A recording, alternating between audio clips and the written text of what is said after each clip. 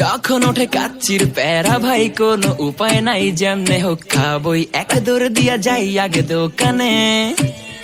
হ্যাঁ, দোকানের সামনে যখন যাই না কে ঘ্রাণটা পাই, মাথা থাকে না ঠিক, দৌড়াইয়া বসি এক কোণে। মেনু দেখা কনফিউজ হইয়া যাই, কাচ্চি নিমু নাকি খাসি ভাই ডিসাইড করতেই লাইগা যায় 20 মিনিট।